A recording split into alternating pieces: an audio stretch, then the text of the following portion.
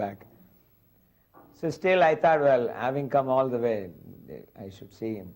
So they brought me finally into this big air-conditioned cabin, and there was a meeting going on, and then he actually closed the meeting. He told everybody, I have to talk to the Hare Krishna now, so you all go.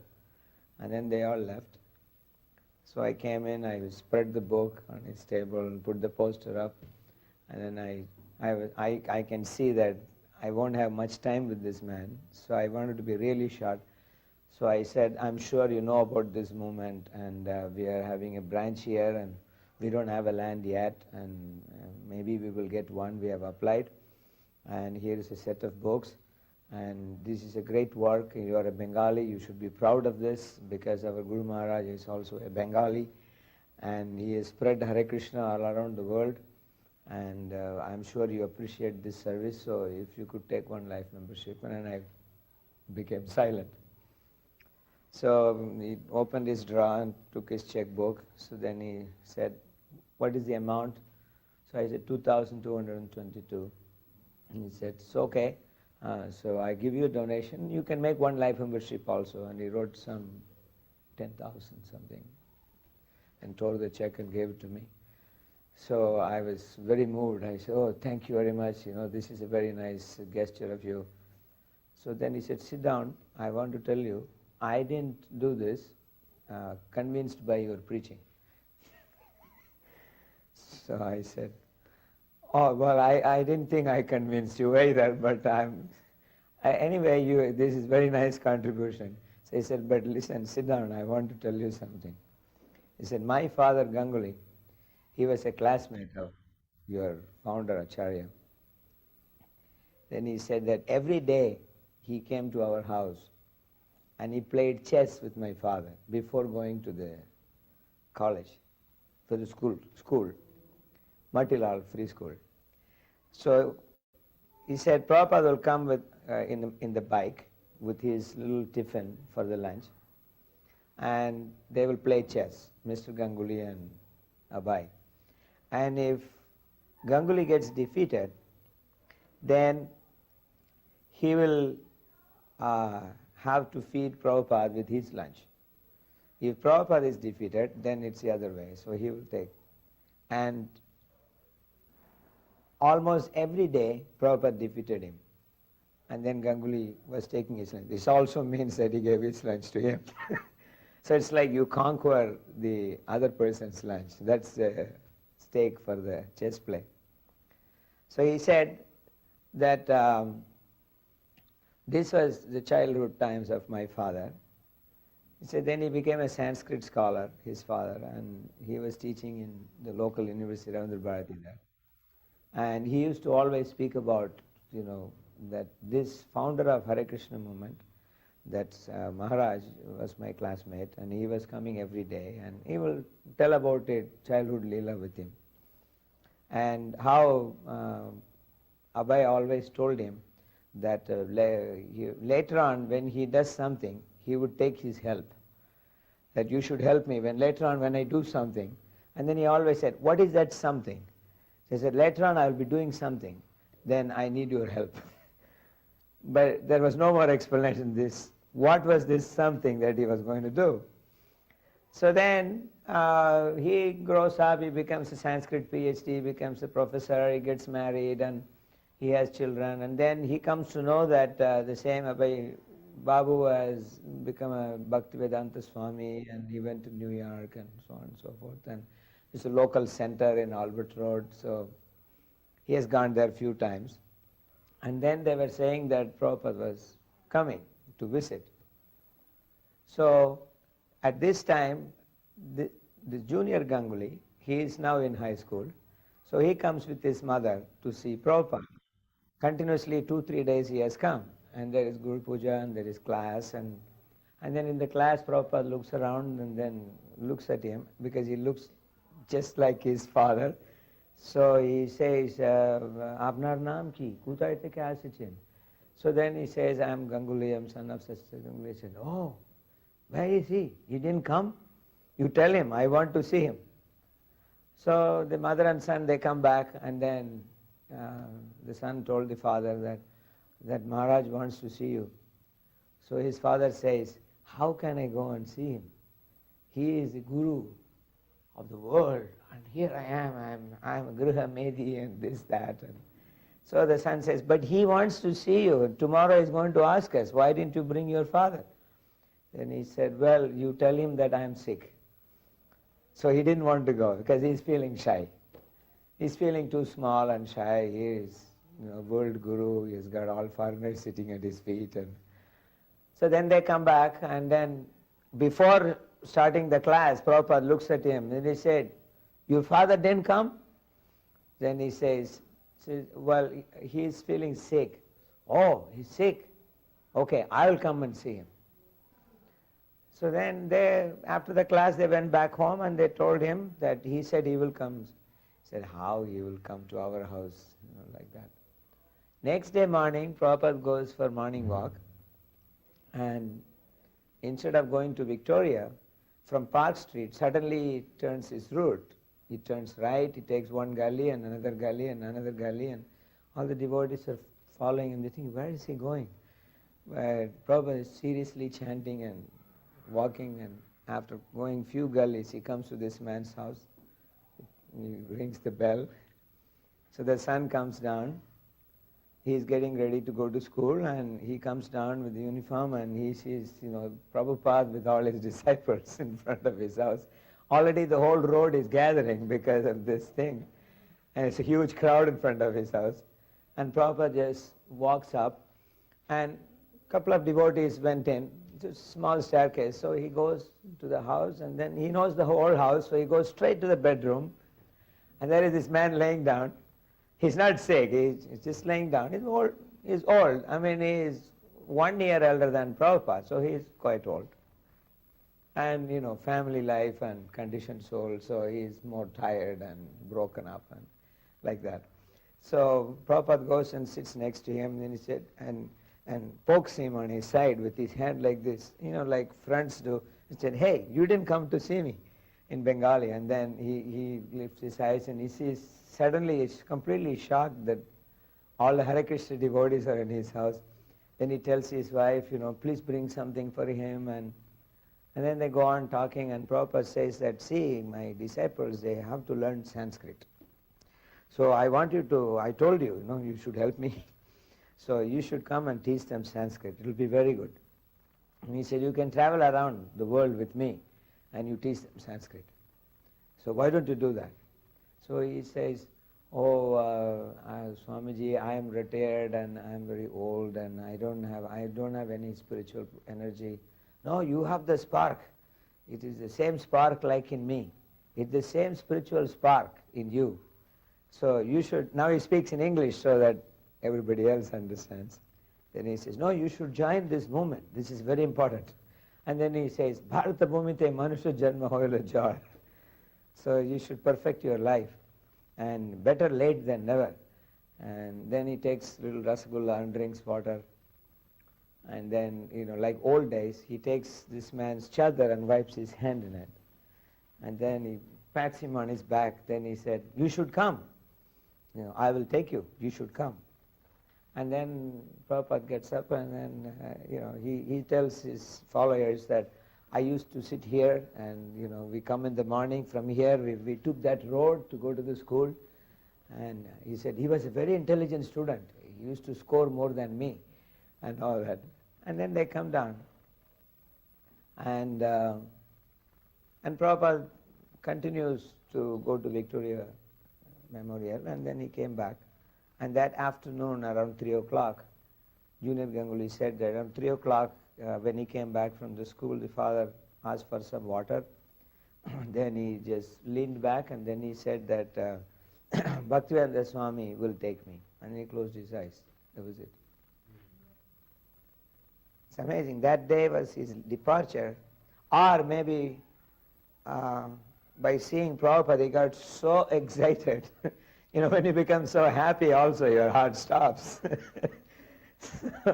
And he was not any especially sick or anything. He was just old age. He was healthy. There was no sickness. And he saw Prabhupada, and that interaction with Prabhupada accelerated him so much that that was it. He left his body. So Miss Junior Ganguly told that I was there when he left the body, and I could see that actually he has been taken by Prabhupada. As he said, "You come, I will take you." And when he said that in the morning, we were thinking he's telling, "You come to ISKCON and I will take you to America," or something. But we didn't understand that this is what he meant. He actually took him. So then he said, "That's why when you called up, I said, you come." Then he said, "In fact, actually, our head office is in Calcutta, and we're already life members." He said, "I just wanted to share this with you. That's why I called you." And after that, he came next Sunday, even though he was a very busy man. He came for the Sunday program. I remember he was coming from there. Every Sunday he was coming to the program. And so this in something that Prabhupada told him before, that I will do something and I want your help. And Prabhupada actually offered him, "Yes, you should come and do the Sanskrit teaching." And because he was not ready to do that, he was mentally like so tired, so Prabhupada took him to the spiritual world. So I had a copy of Chaitanya Charitamrita where there is a picture of Prabhupada holding a champak flower like this with lot of sandalwood paste, the flower garland, and he's holding the flower and he's looking like this. So that was the only book I had where I could show him some work of ISKCON. Other Bhagavatam volumes have been sold and we have to get back to Bangalore. So I brought that book with me and I went to meet him because he's the chief of the 3000. So I went and showed him some things about ISKCON and then showed him this picture. Said, "This is our Guru Maharaj. He has translated these books." So he looked at that picture for a while and he brought some things from his little box, some thread and some things like that, and he was measuring Prabhupada's forehead and his ears and things like that. It took about 10-15 minutes and then he shook his head. Then he said that all the 4 Vaishnavacharyas, he said, in one person. So then he looked at me and he said, "You know that we are Shaivites, and because we are not impersonalists, so we have nothing opposite to Vaishnava Sampradaya. But we are worshippers of Shiva. So we do bhakti to Shiva in person." And he said, these Vaishnava Sampradayas, all the 4 acharyas, if they come in one body, that is how this person's features are. And he said, "I'm an expert in Samudrika Lakshana Shastra. I can see from here. I wish you have showed me a full picture."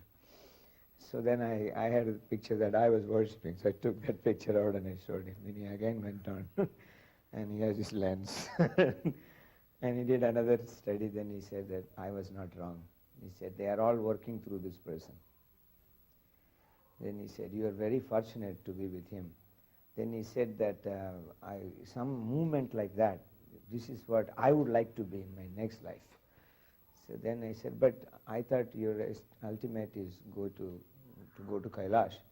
Then he said, "Yes, if I go there, and Kailash exists for a long time, so I can always tell Lord Shiva that I want to join some movement like this, and I want to spread dharma everywhere."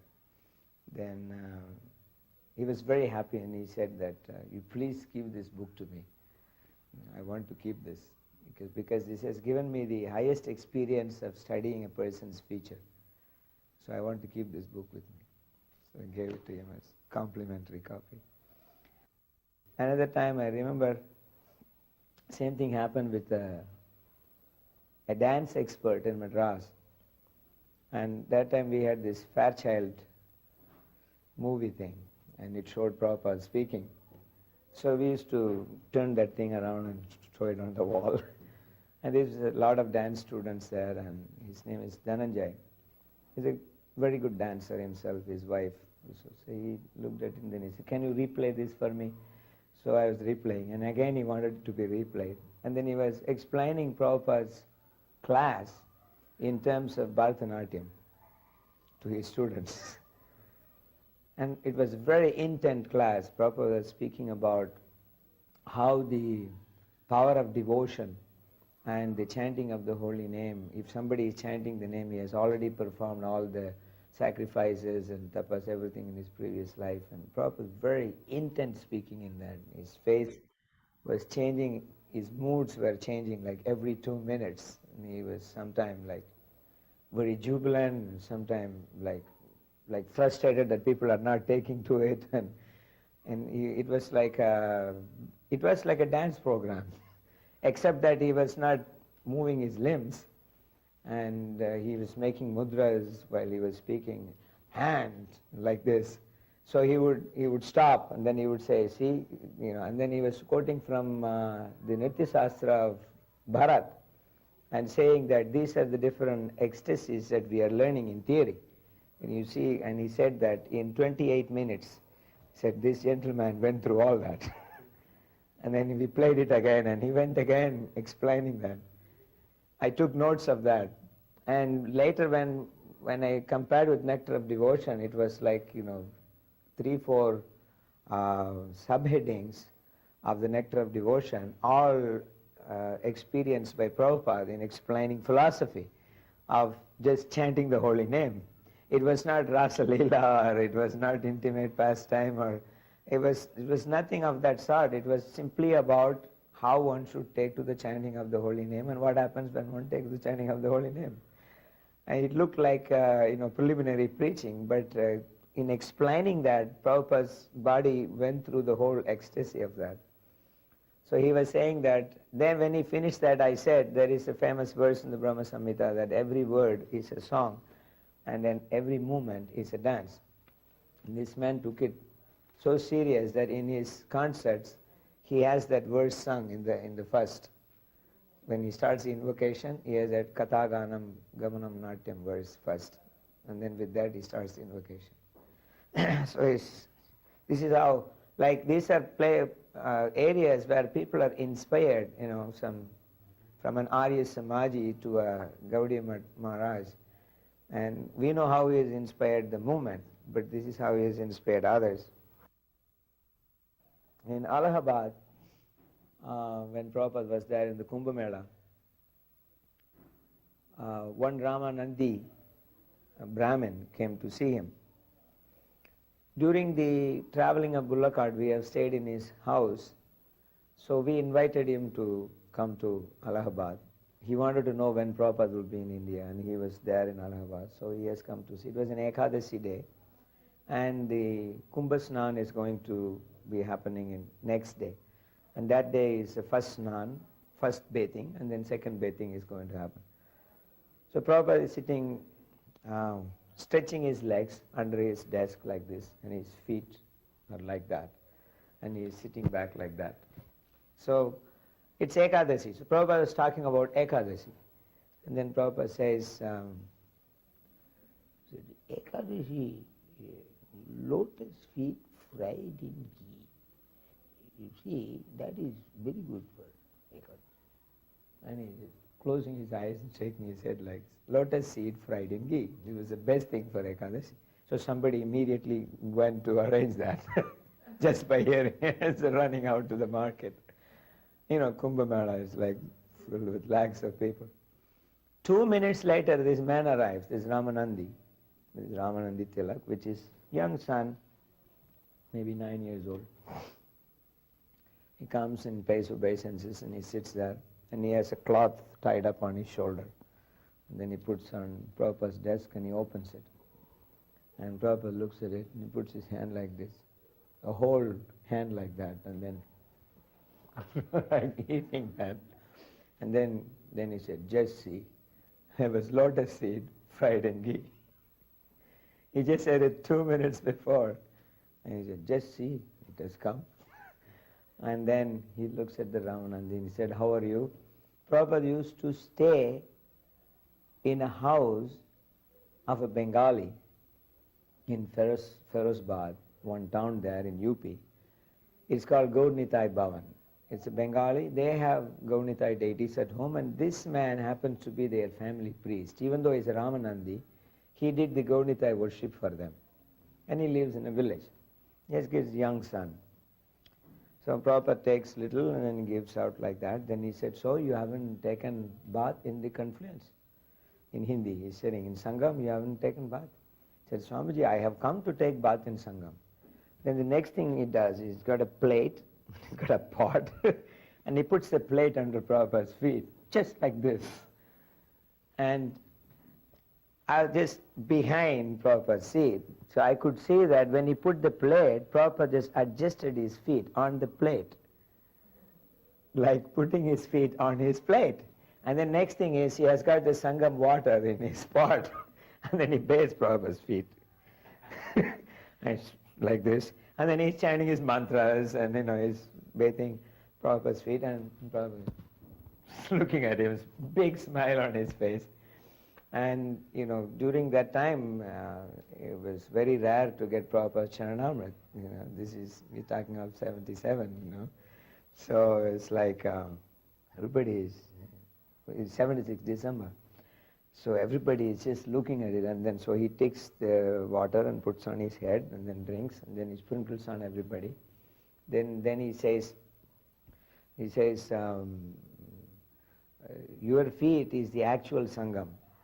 Then he says, what will we get in bathing that Sangam? Then he shakes his head and he says that, actually, because your feet will make this Ganges purified, and I know you are not going there. You won't go there, so I brought the Ganga here.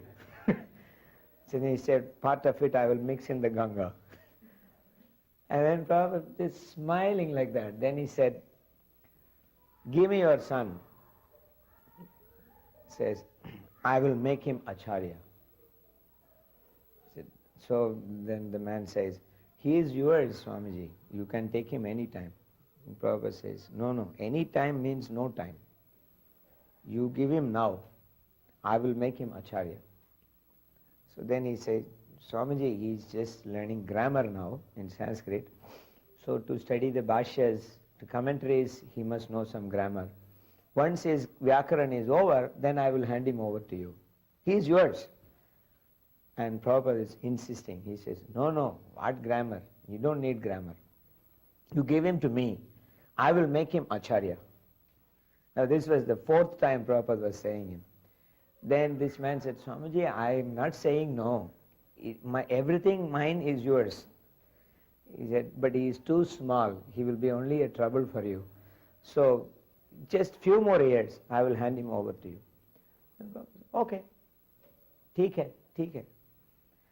Then he extended his hand like this and rubbed this boy's head like that. And then there were other visitors. The All India radio was coming. So, this man left. And then so many years passed by, and I'm taking Gurukul boys to Allahabad, Ardha Kumbh Mela, for them to see the different groups and akhadas and learn something, laboratory work.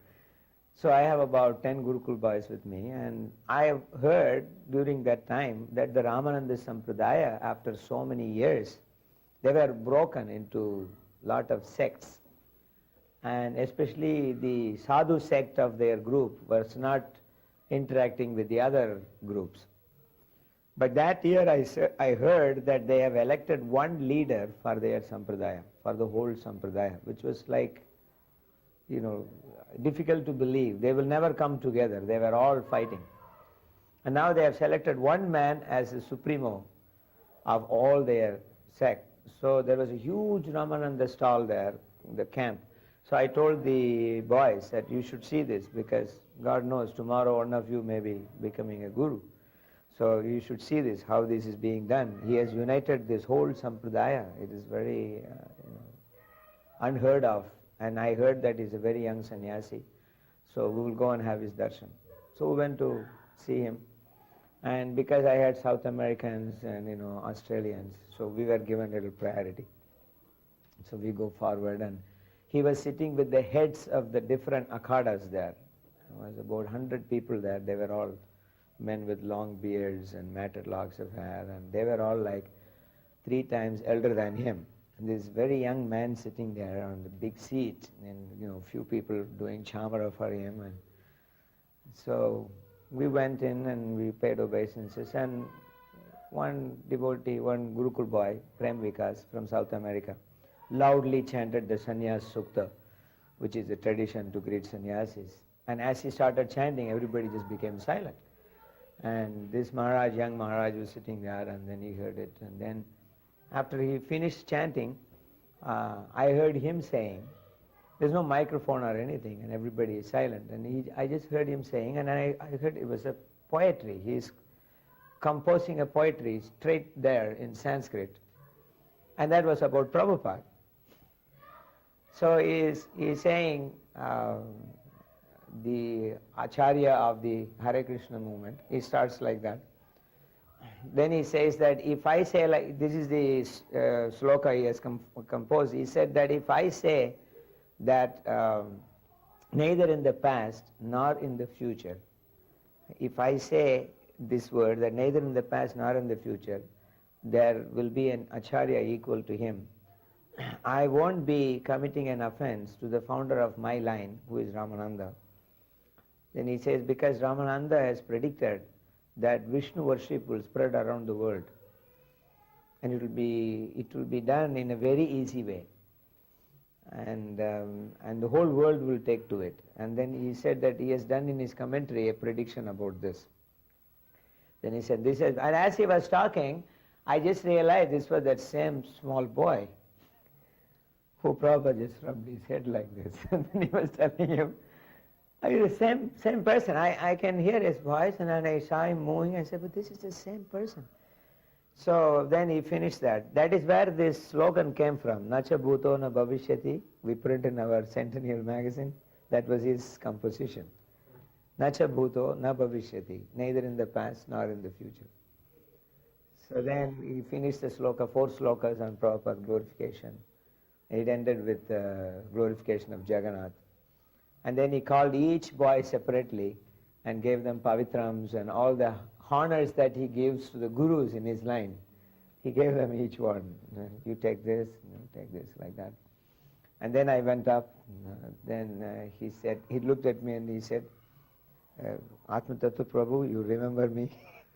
And then he said, you used to carry me on your back. When we were staying in his house, that was the, that was the thing. He was calling Loknath Maharaj old man because he had this white hair. So I was carrying him on my back. I was a brahmachari, carrying this boy on my back. So he remembered that. Then he said that Prabhupada spoke about becoming Acharya. Then he said, my father passed away. He never brought me to the Hare Krishna movement. But he told me that I have to study the Shankara Bhashya because that is what I have to defeat. So to study that, he said, that was his last wish. So I had to fulfill that. So I went to Banaras. I stayed with the Mayavadis and I studied the commentary of Shankara for 4 years. And he said it was so painful for me. And then I came study my Acharya's commentary. And then I saw that the whole sampradaya is broken like this. So I thought that I have the blessings of Prabhupada, so maybe I could unite them. So he said, I tried for 9 years, and this year it happened, that we are all connected together now. So when he said, this is all the blessings of your Guru Maharaj. I told everybody. He said, Ramananda, he wrote a commentary. He says, that's right. Then he said that, but what Ramananda predicted, he said, as long as you are all broken like this, he said, we will never be able to do. Then he said, we don't have to do because it's already been done. These people have done, we just have to join them, and then we go and preach with them. And he was preaching to them using us as the catalyst there. He said, look at this movement, they are spreading around the world. And it was great to hear from him.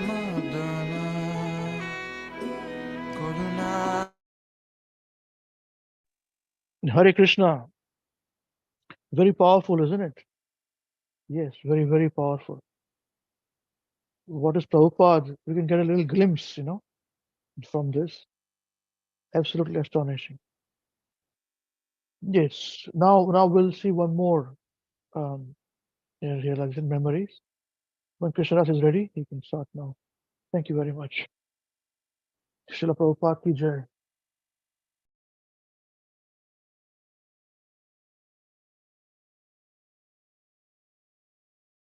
Krishna Kirtana Ganana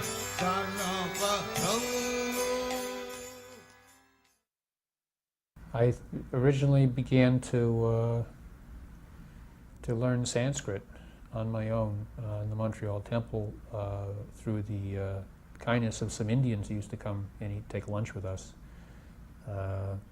Three gentlemen used to come and pay a little money and take their prasad with us. And so every time they came, I'd ask them about the letters. How do you write this? How do you like that? And one of them brought a little grammar book for me, and I began to learn Devanagari. And then during the summer of 1967, well, let's go back a little. Prabhupada took sick in the summer of 67, spring and summer of 67, and just before he was to go back to India, he came first to New York, and naturally everyone came down to see him. And it so happened that Achyutananda and I went out to a bookstore called Orientalia, which was it's now closed, but at that time was, along with Wiser's, it was probably the best bookstore in New York on Oriental philosophy. So we were poking around, and we found a book there called the Brahma Samhita, Sri Brahma Samhita, and it had a picture of Bhaktisiddhanta in the front. It was published by Bhakti Vilas Tirtha and the Chaitanya Mutt. So I thought, well, this looks like the same teachings. So we purchased it and we brought it back. We went back to 26 Second Avenue. And Prabhupada this time was very weak, and he was sitting in his room most of the time, and people were trying to keep away from him. That was the policy, to let him rest. But we went in and paid our obeisances, and Jutanand and I gave him this book. It said, Prabhupada, we found this in the bookstore. Is this bona fide? Prabhupada picks it up and he opens. He says, my Guru Maharaj. Yes. And I said, Prabhupada, is it bona fide? He said, this book, he said, I had by heart this book, Brahma Samhita, and it was done especially by my Guru Maharaj. And I said, well, can we read it? And he said, oh yes, very good book to read. Now, in any case, that particular edition of Brahma Samhita had the Sanskrit in Devanagari characters, and then the translation, and then the purport in English, but it had no transliteration. And later during the summer, people were singing the Govindam prayers, and it was hard to hear the words sometimes in the song. And when that came out, the tapes of that came out, I thought, well, I have this. It was in my possession later in Montreal, and this was the Brahma Samhita in the society, and I had it in front of me. And so I thought, well, maybe I can, since I had learned the transliteration, maybe I transliterate this. So I began to transliterate this, and I did perhaps half the thing or something like that. And then I sent it to Prabhupada. And Prabhupada wrote me back a very extraordinary letter and said, well, this is wonderful. I've made copies of this for all our devotees to use. Please complete doing this, and you can do great service for the society if you can do more work like this. So that was the beginning. Well, I originally began, after I learned enough Sanskrit transliteration, Prabhupada gave me the manuscript of second canto of Srimad Bhagavatam to edit. It was the original, what he typed, actually, is the original typed version with some of his corrections on it. I mean, it was quite a valuable thing, but anyway, just say, here, take this manuscript and edit it. And at that time, a lot of people were editing Prabhupada's books. When I first came to Montreal, Kirtananda had a copy of the Gita manuscript, and he was working on it, and I guess Hayagriva had something, and Rama had something, and these were the early days of ISKCON. But anyway, he gave me the original second canto manuscript. I think that was 1967, 68. And so I began in that way doing some work for Prabhupada with editing, English editing and Sanskrit editing.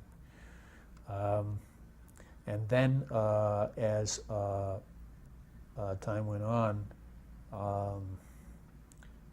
I began to do that work. I began to do that work in 1968. I forget what I was doing.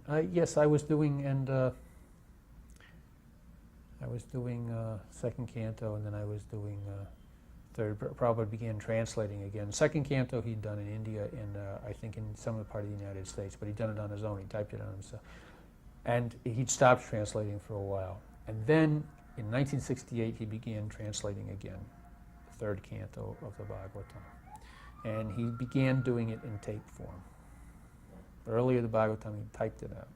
Now, for the first time, he began doing it in tape. And he began sending the audio tapes, what do you call them, to Satsvarup.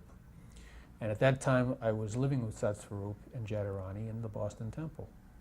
There were 3 of us there, basically, and when I first came, also Damodar was there, and Devananda came and went. But anyway, Satsvarup began receiving the Srimad Bhagavatam. And along with that, to help, Prabhupada asked me to do the transliteration of the verses for the third canto. And he would send us, at that time, the pages from the Gita Press edition of the Srimad Bhagavatam. It had the English translation and the Sanskrit. And I would just transliterate these things and type them out. And that was to be used for the book when it was published. So I began doing that in 1968. Hayagriva went to work in Columbus, Ohio, at Ohio State University as an English professor. And Prabhupada wrote and said, start a center there and take Pradyumna with you. Pradyumna Das Brahmachari. All right, so I went with Hayagriva. And Hayagriva and I shared an apartment in Columbus. And we started something called the OSU Yoga Society, and became very successful. We had a lot of student participation. And gradually I acquired a house, I rented a house in Columbus, and we turned it into a center, and invited Prabhupada to come, which he did in 1969 in May.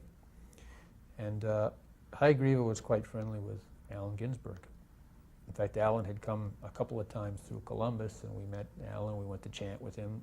At that time, Allen Ginsberg used to lecture at universities all over the country and recite his poetry.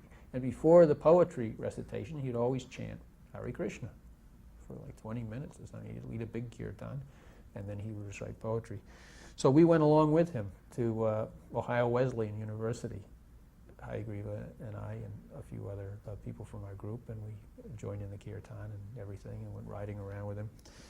So Hayagriva wrote to Ginsberg, would you consider coming to Columbus and doing a joint program with Swami Bhaktivedanta? All right, Allen Ginsberg agreed. So in May we had a huge event at Ohio State University with the poet and the Swami. We had a big poster with Ginsberg on one side and Prabhupada on the other. And we rented a huge hall at the university, the biggest auditorium, put posters up all over, and we had a massive crowd. And Prabhupada came to Columbus. Ginsberg came too. He stayed in our house. Ginsberg and his boyfriend, Peter Orlovsky, came and stayed for like 2 or 3 days, and they had interesting. At that time I was working, so I couldn't be there during the day to take part in the talks, but of course they were talking a lot about India and about poetry and etc. and music. Anyway, we had the event was very successful. We had maybe 1,000 people were there, and when Prabhupada got up to dance, Prabhupada got up on stage and danced, and the entire audience got up and danced. It was the most wonderful sight I've ever seen. It was completely spontaneous, and it was wonderful. So as soon as I was married, Prabhupada had us. We came up to see Prabhupada, and immediately, someone's married, Prabhupada likes, well, now you're married, so now what's your service going to be? So immediately he gave us a very heavy service. He said, we're having our press, ISKCON press in New York, and we need for my books, we need to have one, a word processor, really. And so you can find out about IBM word processor. We can do Sanskrit diacritical marks. Please inquire about it, how much it will cost. And then you, since you were working, you pay for it. So I made the inquiries, and the salesman came, and I purchased this top-of-the-line IBM word processor and ordered it, and it was delivered. And he said, so she will type, we will send tapes, she will type, word process, and you will edit, she will type, and produce my books, send to New York. New York will print, and so the first was Nectar of Devotion. So we got the original, and kind of in our bedroom, we had this word processor, and I went out to work in the day, and she'd be typing away Nectar of Devotion, and I'd be editing, and we'd send it to New York. We had this mail traffic between New York and Columbus. And then Ishopanishad was started, and we're doing Ishopanishad back and forth, and then it got too much because the press moved to Boston in 1969 in the fall, and Chandanacharya is in New York, and he's cutting up stuff and pasting us, and every time there was a correction, she'd have to type it out, we'd have to send it to New York for them to paste up. It got too much. They said, you have to come to where the press is. So I was president of the Columbus Temple at that time. I had to give that up, and then December 11th, 1969, we took a plane with a word processor on our laps to Boston, and we became part of the ISKCON Press in Boston. When you say editing, tell me of that process. Process of editing was I basically did the Sanskrit. I did some English editing at first, but then later I just did the Sanskrit editing. Sanskrit editing means I would put the correct diacritical marks on the Sanskrit words, and I would spell them correctly according to the international system. And for the word meanings, also I would adjust the grammar sometimes, and Prabhupada's grammar in the word for word, and also if something was missing, I would also send him a lot of queries. What about this? What about that? Is this missing? Is this okay? And I had a lot of letters from Prabhupada. Yeah, you can do this, you can do that. Yes, that's okay. A lot. And whenever prayers came up or whatever, I mean, I did everything like that. I did the calendar too. You know, Prabhupada said now you should do calendar every year. So for I don't know how many years, 10 years or something like that, I did the calendar for ISKCON, the almanac. And Prabhupada would send me his almanac, and then I would have to do all the dates. And I would send it to LA and it would be printed up. Now, Prabhupada considered phones a nuisance, actually. He never had a phone in his room that I recollect. And maybe there was a phone around, so there was a phone at 26th Avenue somewhere, but when Prabhupada picked up the phone, he'd like pick up the receiver and he'd hold it like, he wouldn't hold it like we hold phones. He'd hold it like this, like it was a strange object, and he'd speak into it. He wasn't used to using a phone. And I don't think he liked phones. I think he considered them a nuisance. He commented a few times, you know, how can you leave, your phone is ringing all the time, people, it's a nuisance. In India, you know, someone doesn't call before they come, they show up at your door, and you say, aye, come in. It's Prabhupada, one time we were sitting in his room in LA, he said, our Indian philosophy, he said, it is open door, open window, open mind. I said, this is our philosophy. We do not like to be blocked in. You know. So that was philosophy. Prabhupada always considered that 4 books were necessary. The Bhagavad Gita, Srimad Bhagavatam, Bhakti Rasamrita Sindhu, that's Nectar Devotion, and Chaitanya Charitamrita. Those were the necessary books. And outside of that, everything is really extra. However, one time we were in New York in Prabhupada's room, and I think Radha Vallabha asked Prabhupada, so after you finish the Bhagavatam, Prabhupada, what books would you like to translate? And Prabhupada said, oh, maybe Jiva Goswami, Shatsandarva, or Vedanta Sutra, or he said there's so many, or Bhagavad Gita. And someone spoke up, Prabhupada, you already did the Bhagavad Gita. And Prabhupada said, so, he said, we did. He said, Bhagavad Gita. He said, there are so many commentaries. He said, we did part. We did a small. He said, there are many Ramanujacharya, Madhvacharya, everyone has given their Gita. He said, there's so. We said we could do many Gitas, not just one. So he had a conception like that. Shyam Sundar one time had an idea that we'll invite the creme de la creme to meet Prabhupada, and we'll have a series of discussions. So he invited certain people, and he arranged discussions. We went to see Toynbee at his apartment. Of course, Toynbee was very old at that time. And so we all went to see Toynbee. And he arranged for several lords to come to see Prabhupada.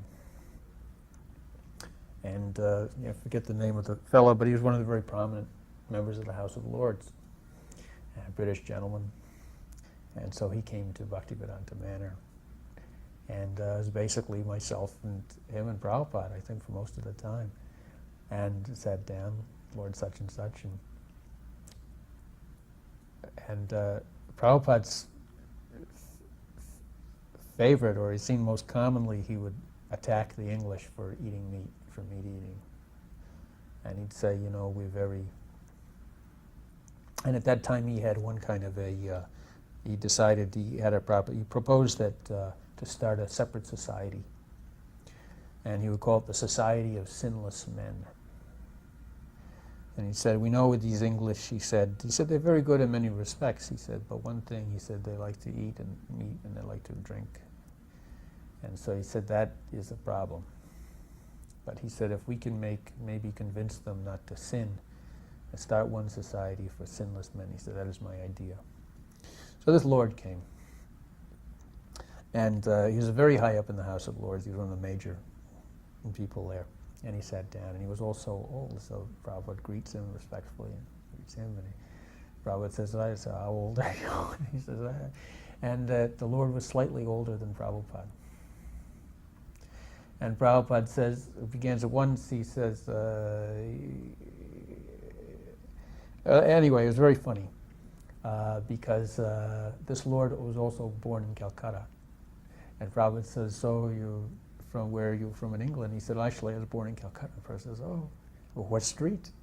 And he said, such and such a street. And it was not very far from where Prabhupada, he said, what street? And in fact, they were living in Calcutta at the same time when Prabhupada was young, the first few years. Maybe he was 1 year older than Prabhupada, something like that. And then so Prabhupada launched on the philosophy, on preaching, and he said, you have very many good qualities, but one thing that we question, he says, how you can follow the philosophy of Jesus Christ, do not kill, and you kill the poor animals and eat them. And the British Lord says, that's a problem here. He says, and he said, that Prabhupada said, but you must be a hypocrite if you do that. And he said, well, actually, myself, I'm a vegetarian. And I was like, a vegetarian? Yes, I've been a vegetarian for many years. It was funny seeing Prabhupada with this English Lord, and it happened to be born in Calcutta at the same time. He was also a vegetarian. And then Prabhupada proposed to him that I have one proposition. I want to start a society called the Society for Sinless Men. Please help. One time Prabhupada called me, Gorsundar and I were sitting in Prabhupada's room in Hawaii, and Prabhupada said, so you boys both know Bengali. He said, why don't you translate some of the important works of Bhaktivinoda Thakur, like Chaitanya Shikshamrita or Jaiva Dharma. So these books he considered important books, particularly these two books, Jaiva Dharma and Chaitanya Shikshamrita. And some other books he didn't consider so important. Harinam Chintamani is out there, and a lot of people. One time I used to carry it around with me because I liked reading about the offenses. I usually had to lecture about the offenses for the initiations, because I do the initiations. Every initiation, Prabhupada would say, now explain the 10 offenses. So I'd have to listen, I'd recite the 10 offenses, and I like to and also for observing them myself. So I had it. So Prabhupada, one time Prabhupada was chanting in his room with the doing bhajan recording, and I had a book with me, and I took it out with me, and Prabhupada said, "What's that book?" I said, "Harinama Chintamani." And he said, "Why are you still reading?" He said, "That's not a very important book." I said, "Well, it's about the offenses." He said, "You still, about offenses, you're still learning." He said, "Finish." You're still learning about offenses. He didn't consider. The very important books of Bhakti Vinod he considered to be Jaiva Dharma and Chaitanya Shikshamrita. And so he asked me and Gosunda to translate those at one time. And he considered that to be, and naturally he'd read those very much himself. Jaiva Dharma, I think, is the best book of all. If you took one Gaudiya Vedanta, one book from the Sampradaya, I think Jaiva Dharma would be the most important. Because Bhakti Vinod in it, he takes all the primary points from Rupa Goswami and from Chaitanya Charitamrita and from the Bhagavatam, and he puts it all in one book, and he explains it very nicely. So it's an important book in that way. He kind of concisely presents everything in one book. Prabhupada had a copy of Mahabharata with him. He had a few books in his room. He had Srimad Bhagavatam, 2 editions, complete with 8 commentaries. Srimad Bhagavatam comes with originally, or there's one edition that was published way back in the last century with 8 commentaries. It's called the Ashtatika Bhagavatam. And Prabhupada liked that edition. And those tikas are considered authoritative. Sridhar Swami, Vira Raghavacharya, Vijayadwaja, Shukadeva, Jiva Goswami, Vishwanath Chakravarti, etc. And Prabhupada read that commentary. That was the Bhagavatam that Prabhupada used for his translation work, and always referred to that very respectfully, the Ashtatika Bhagavatam. So Prabhupada had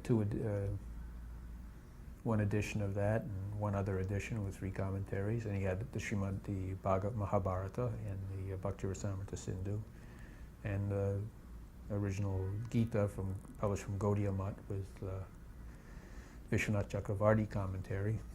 Prabhupada liked the commentary of Srila Vishwanath Chakravarti on the Gita, and there were several places in there that kind of were changed his, were important in his own devotional process. There's one verse about obeying the order of the spiritual master that Prabhupada said many times when he read that. Then he realized something about the spiritual master, and he used to refer to that. He said this portion of this comment, it was very important for him. But primarily for Bhagavad Gita, he used the commentary of Baladeva Vibhushan, which is very complete. I forget how the topic came up, but Prabhupada said the Goswamis, he said, they never thought about being published. He said, that's the attitude. He says, you don't think about it.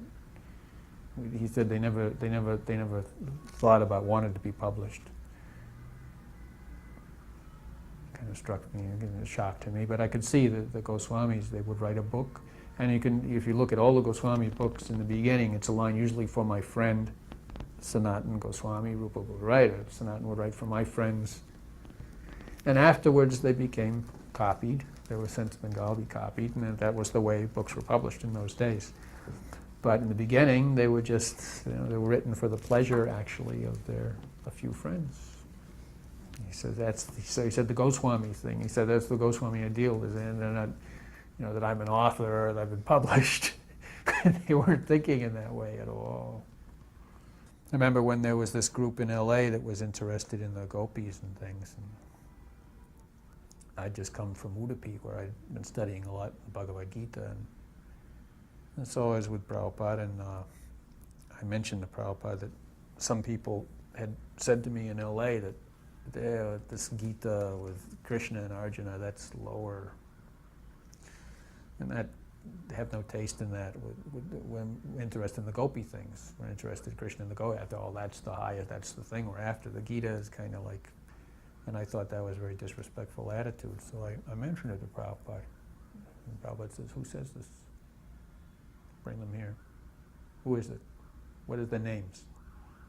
I said, I don't know. Someone said, and then so I had to go inquire. He said, bring them here immediately. Whoever says this. So the members of a group that were discussing the qualities of the gopis and what were the saris they were wearing, and things like that. So they were brought into Prabhupada's room. And then the temple president shows up, and everyone shows up, and this thing started. And now Prabhupada said, "So were you interested in the gopi thing? So you, yes." And Prabhupada said, some discussion went on, and then Prabhupada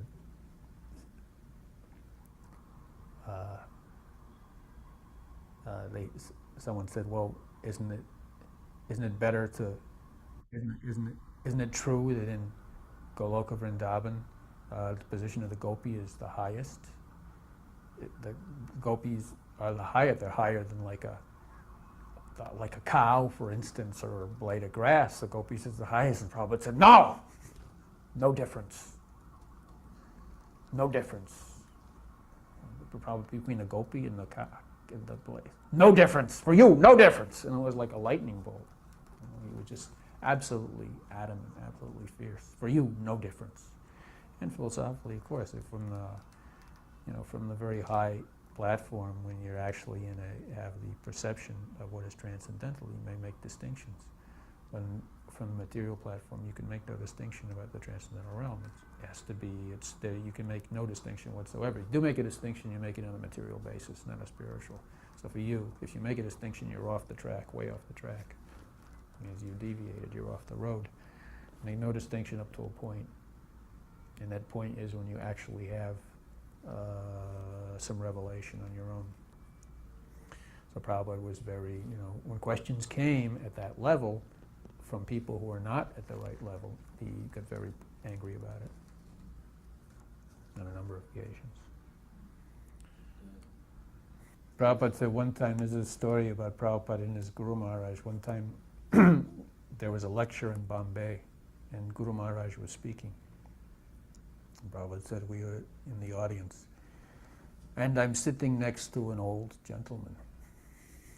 He said, just to show how strict Guru Maharaj was, we're sitting listening to Guru Maharaj. Guru Maharaj is speaking, and I am listening very attentively. And the old gentleman is sitting next to me, and very respectable gentleman. And he couldn't hear something, so he leans over to me to ask, what is he saying or something? And I leaned over and I said, and immediately Guru Maharaj says, oh, and chastised me for not paying attention, for speaking while he was speaking. See, so Guru Maharaj is so strict like that. He said, even I'm sitting there, an old man next to me, very respectful, and he wants to hear, but yet I should not do in front of my Guru. He said, Guru Maharaj is so strict like that. So he said, that is the proper etiquette. I was with Prabhupada many times when he had occasion to meet some of his godbrothers, and treated them very respectfully. It's the etiquette that you're supposed to treat the godbrothers of the Guru, or your own godbrothers of the Guru in the same way as you treat the Guru. And you're supposed to treat your senior godbrothers in a particular way. That's Vaishnava etiquette, if you have senior godbrothers. So there's a story about that. Senior godbrother means initiated before you. And in Gaudiya Math generally, there's an emphasis on senior god, but Prabhupada also observed this much. One time in Montreal, a scholar came to see Prabhupada, Indian scholar, and Janardhan was there, and myself.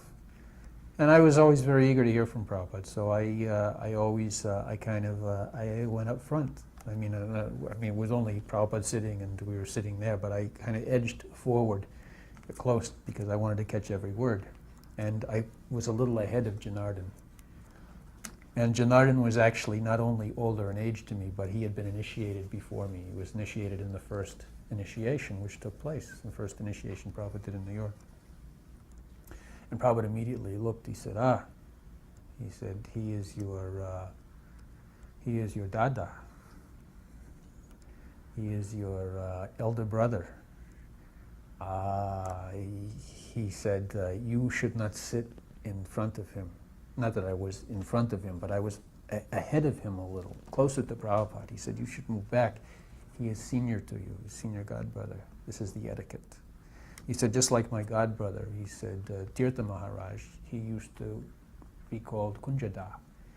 Actually, his name was Kunja Bihari. Kunja Bihari Das was his name, but everyone calls him Kunjada. The Da means like the elder brother, like the uncle. So everyone called him Kunjada. Why? Because he was a very senior godbrother. He was like most senior godbrothers. So similarly, he said we called him Kunjada. So he said, he is your Da, he is your elder brother, so you should give him respect. You should not sit before him. So that was early 1960, 67, 60, 68 in Montreal. Okay. One time in London, when we were in London, Nanda Kumar was a kind of, I don't want to call him a fanatic, but he's very concerned with health and eating the right things and also with exercise. And he's very careful about his food. And so he was Prabhupada's servant cooking for Prabhupada. And so he was massaging Prabhupada, I think in the morning, and he popped the question to Prabhupada. He said, Prabhupada, I feel I need to do some kind of a exercise in my body. Isn't it good for a devotee to exercise? What kind of should we do? Can we do yoga? Or can we do some kind of physical exercise? It's very good for us, isn't it? And Prabhupada said, yes. He said, you can do, like, what it is called? He said, you can do, and he got out on the floor, and he did a full, very shaky push-up. He said, what this is called? And then of course, this is called a push-up. He says, Prabhupada, you could do that. It's good for brahmachari. He read his books. Whenever he traveled on the plane, he would read Gita or Bhagavatam or Nectar Devotion. He'd say, see, I read my own books. He says, who reads their own books? He says, I'm reading my own books, but who reads their own books? He said, therefore, it was not written by me. It was written by Krishna.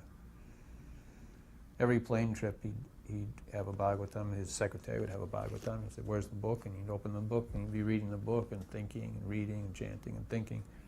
And many times he commented, I read my own books, you see. He says, but who reads their own books? You know anyone who reads their own books? People don't read their own books. He says, therefore it's not written by me, it's written by Krishna. One time in Hyderabad, I asked Prabhupada about astrology. So I was thinking at that time, I was interested in Indian astrology, and I was trying to understand how one's life is determined or not determined, and if you can read it in a chart, what you can read in a chart, what you can't read in a chart, what's spiritually there, what's not there. So I said, I asked Prabhupada, what about astrology? How does it fit in with Vaishnavism? Is it part of Vaishnavism? Do we use astrology? Because you can see that Chaitanya Mahaprabhu's grandfather did his chart, Nilambar Chakravarti. Chart was accurate. Bhaktisiddhanta Saraswati also knew astrology. Bhakti Vinod also knew astrology very well. What's its validity? Should we use astrology? So Prabhupada said, he said, our Vaishnava attitude, the Vaishnava Siddhanta is, and I forget the verse now, it's Bhavatu something or other from Kulashekar Maharaj. And the Siddhanta is whatever may come, may come. We don't care. Whatever may come, may come. But, he said, if you know it's going to rain, it's better to have an umbrella. So he said it again, he repeated it. He said, so our philosophy is, as Kulashekar says, whatever may become by your mercy, let it come. That's our philosophy, that's our Siddhanta. But if you know it's going to rain, then it's better to take an umbrella. And one time Prabhupada was on a walk, and he said, so, what is the most beautiful animal? So devotees go, oh, Prabhupada, cow. Cow. I said, no. Elephant? No. It says horse.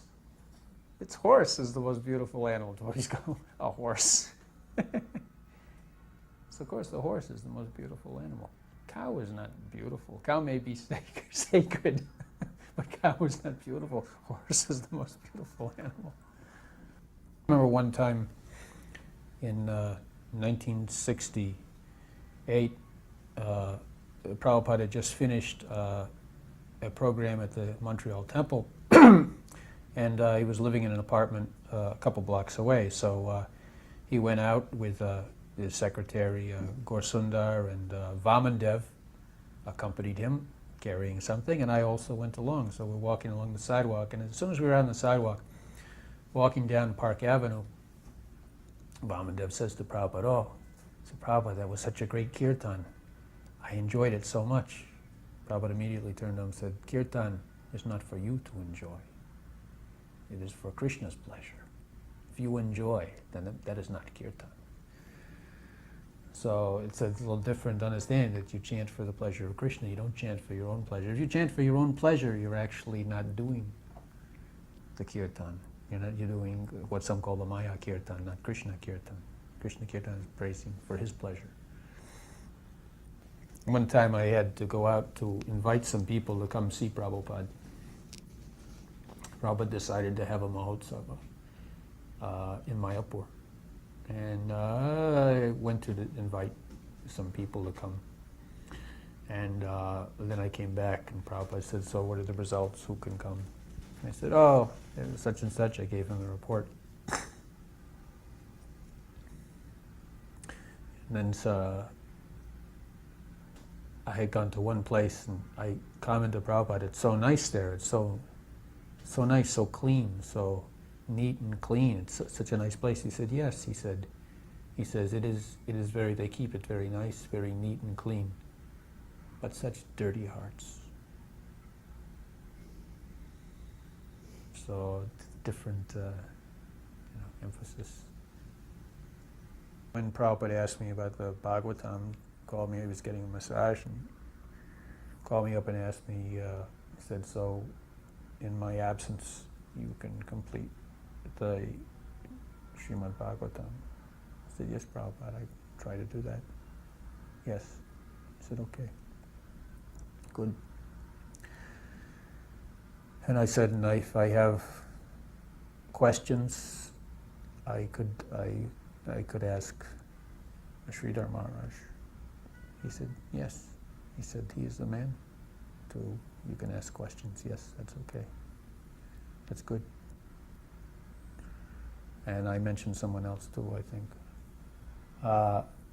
And that was the only, I wasn't actually around, I mean, I was right there, but I wasn't around Prabhupada too much in the final weeks, actually, because for the final part of the Bhagavatam, Prabhupada asked me to do the translation. So I was actually translating the verses for the final volume, and that took all my time. Because what I would do is I'd do the transliteration, I'd read all the commentaries, I'd translate the verse and do the synonyms, and then I would bring it down to him and read it to him. And then we'd hold the microphone to his lips and he would dictate the purport for that last volume. So that kept me pretty much occupied because I would have to have everything ready to read, and it would take a lot to make sure that it was right. So I had to go down and read it, and I'd go right back up to the room and work on the next verses, because if he could, anytime Prabhupada was ready to do more, I had to be ready. I mean, there was no saying, "Well, I'm not ready," and that was it. That's Bhagavatam that people wouldn't have. So for the last weeks, that's basically what I was doing. So I was right there. I was right in the next in the compound, but I was always translating, as fast as I could.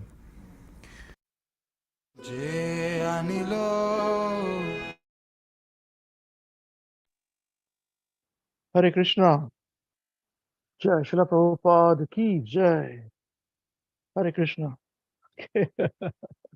Well, switch on your cameras now. Thank you. Yes, Jai. Two very different, devotees and very different realization. So Pradyumna Prabhu, whom we heard now, he, he, for some I've heard it that he was not given the chance to complete the translation. By somebody else, And remember that Prabhupada wanted him to do so. So I don't know what's going on there, but he was more scholarly, because he cannot express. He's not very good talker, but very scholarly, Yeah. So yeah, as I said, there are many memories. But I like to hear from those who are not more in the forefront, and who have done the real sadhana, real hard work, who can be forgotten. And with others you can always hear, they're always there. But this is what I spend a little time on thinking, planning, and then showing. Okay, all of you. Hopefully there's some benefit. So yes, I would like to, if you want to share some few words of what inspired you, you can please feel free now on these two memories that we showed today. Atmataza Prabhu and Pradyumna Prabhu. Hare Krishna. Hare Krishna. This is a very nice program. I really liked Pradyumna Prabhu's realizations. As you mentioned, it was very nice to hear from Pradyumna Prabhu actually, because, as you said, he wasn't able, or he wasn't given that opportunity to complete the translation. But Srila Prabhupada would always speak very, fondly of Pradyumna Prabhu, because he would always be translating the Srimad Bhagavatam and, the Bhagavad Gita and stuff. So Prabhupada used to call him Panditji, because of his ability to, his ability in Sanskrit, but he also knew Bengali as well. And as he mentioned, that Prabhupada asked him to translate Srila Bhaktivinoda Thakur's Jaiva Dharma. Is that the correct? Yeah. That, and then there was some other book as well that was mentioned. So actually, he was very, he had so much ability. But as we see in his realization, he's quite humble about it. But yeah, it was very, very interesting that in the lead up to Srila Prabhupada's disappearance, that Pradyumna Prabhu was still constantly working on the translation. And it's because of that we've, been able to have the Srimad Bhagavatam as transcribed by Srila Prabhupada, as given by Srila Prabhupada, undiluted, which is amazing. And it's a real, indebtedness to devotees like Pradyumna Prabhu, who spent so much of their time in translating this work. And yes, unfortunately, he wasn't able to do the rest of the Srimad Bhagavatam, for one reason or another. But this work is very, very important, and it's the work that will push Srila Prabhupada's movement further in time as well. So it was very, very inspiring to hear from him. And I really liked all his realizations, because they were always talking about these things, about what Srila Prabhupada was saying about essentially what Srila Prabhupada was bluntly saying about some things, especially about kirtan as well, that if you're doing it for your benefit, or if you're doing it for your enjoyment, then it's not really kirtan. And also about about the translations and stuff as well, that as I said about Bhaktivinoda Thakur, some things that we don't actually know, but it's things that have been mentioned, that it's quite important. It's very nice to hear from these devotees who we may not see all the time or in the foreground, but who have done immense service to Srila Prabhupada, and their service should be recognized. It should not just be confined to people that we can only see all the time. There's been so much devotees that have contributed so much to Srila Prabhupada's mission, and so it was good that we are able to hear their memories, but we also want to showcase that to everyone, because if it wasn't for them, then Srila Prabhupada's movement, if it wasn't for the sincerity of those particular devotees, then we may not be able to hear so much of what Srila Prabhupada gave to everyone. So it was very nice. And obviously Atmatattva Prabhu as well. We've actually spent a lot of time listening to his realizations as well. He's had there's been a few parts to his realizations. So I think this was one of them. And it's very nice. He explains and articulates stories very nicely as well. And he's quite humorous as well in his realizations, but there's some very nice ones here too. So yeah, Hare Krishna.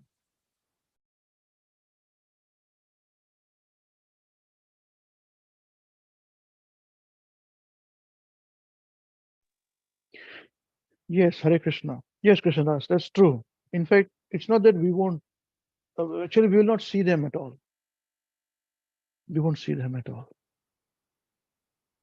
But it is important that when we study Prabhupada's books, see, as we heard from Atmatattva Prabhu, the importance of acharyas of other sampradayas, top acharyas glorifying Srila Prabhupada. So we're very, very fortunate to be in touch with Prabhupada. So yeah, all of us are very, very fortunate. It's a blessing, a true blessing to be in Srila Prabhupada's shelter, in the teachings of Srila Prabhupada. Jai, Jai. Please continue. Anyone wants to say? Please feel free. Yeah, that's very true. Also, that shows us that from other sampradayas and other, acharyas as well, shows how much they respected Srila Prabhupada. And it shows in that way as well, how bona fide Srila Prabhupada was, and actually carrying forward this mission. Because as he mentioned this, I think that from the Ramananda Sampradaya, I think one of the gurus said that, he predicted that there would be someone who would, bring. He himself said it. Yeah. In his commentary. In his commentary, that's right. Yeah. So, we can see that, if we break everything down, strip all the, shades of gray and ambiguity everywhere. But if we take it as it is, then actually what Srila Prabhupada is accepted very much as, a key pioneer or a key person in the revival of Krishna consciousness. Not just in a Gaudiya Vaishnava school, but in all the schools of Sanatana Dharma. So yeah, it's very nice to hear that aspect too.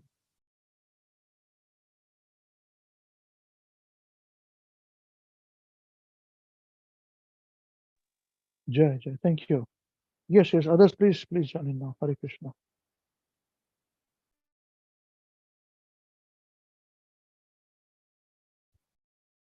Hare Krishna, Babuji.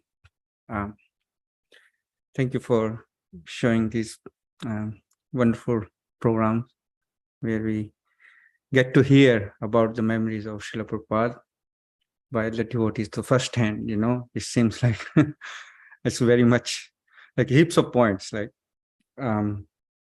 His Grace Krishna Prabhu mentioned that about the books, Srila Prabhupada said that he reads his own books. So who reads his own books? But Srila Prabhupada said, because it's Krishna who's writing it, it's not me. So that's very, and the next point, that Kirtan should be pleasure for Krishna, not for us. So I realized that actually long time ago, you Prabhuji mentioned that as well to me, that when we read Srila Prabhupada's books every day, so this should be my motivation. Okay, I'm reading it for Krishna's pleasure, not my pleasure. Not like, oh, I like it and it's wonderful, so I'll do it. So that's just Maya. That's as Srila Prabhupada said that. So it's not our pleasure, it's Krishna's pleasure. And that gives the motivation as well. Okay, we're doing service, Sometimes you don't feel like, oh, I'll read it tomorrow or day after tomorrow. But this is very good point. And another point is Srila Prabhupada showed the etiquettes, how the etiquettes should be in front of our seniors, in front of our guru, how to behave, how to sit down, and everything like Srila Prabhupada is true Acharya, he shows by examples. So it's so many points for this. Thank you very much for showing this. And yeah, like this. Hare Krishna. Thank you, Prabhu. Hare Krishna. It is for my benefit. And even studying Bhagavatam is devotional service is what Mahavishnu Goswami Maharaj had said, So I just repeated the words. I'm also trying to follow the same thing. Yes. Thank you. Srila Prabhupada ki jai. Yeah.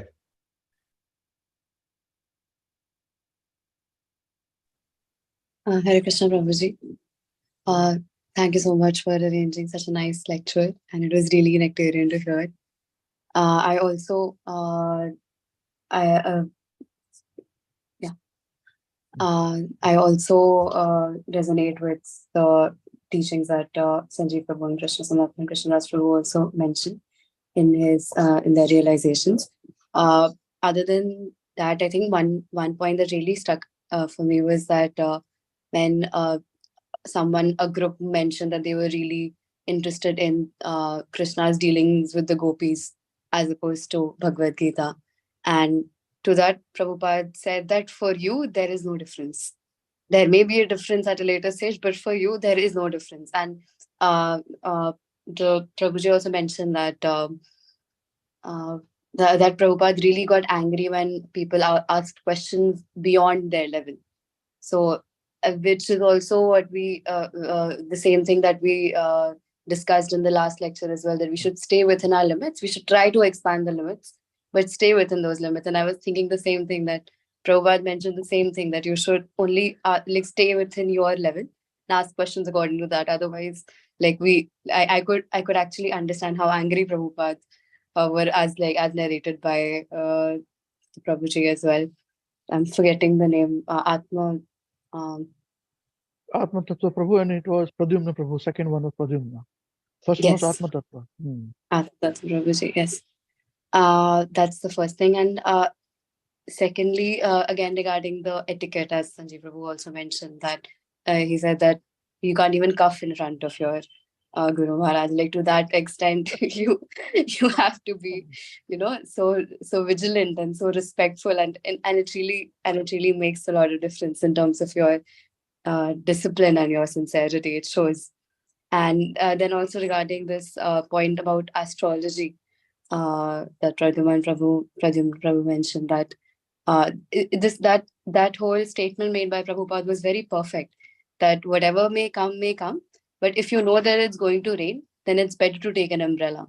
And it was so practical, that such a practical and encompassing statement, that we accept Krishna's whatever he wills for us, whatever is our destiny. But if we know something is going to come, it definitely we have to be prepared and practical for it. So that was a very beautiful statement. And also that incident that happened in terms of where Prabhupada's childhood friend, when he said that now Prabhupada will take me, I think that was, and I'm not qualified to give any realization, but it was so impactful and so touching. So I think that's all. It was a really nice realization shared by both the devotees. Hare Krishna.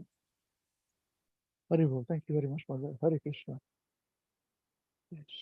Yes, please. Others want to say? Share now, please. Thank you. Hare Krishna, brother. So thank you, Amrish Prabhu and Krishna Samartha and Krishna Prabhuji, for actually, doing all this hard work to share this very nice Srila Prabhupada's memories. It's very nectarian to hear, and it's very, very engaging because and listening to that, it feels like you're sitting in front of Srila Prabhupada. So the devotees are actually, you can see, their love for Srila Prabhupada was very intense. That the way they present, actually you feel like actually you are there. So especially means both actually Atma Tattva Prabhu and Pradyumna Prabhu as well. Actually, Pradyumna Prabhu, actually I always wondered, because I used to hear Srila Prabhupada's many lectures, and Pradyumna Prabhu is always there reciting the verses. And sometimes I get confused, who's this Pradyumna? So now I realize, this is actually Srila Prabhupada's disciple. It's finally, good to see him.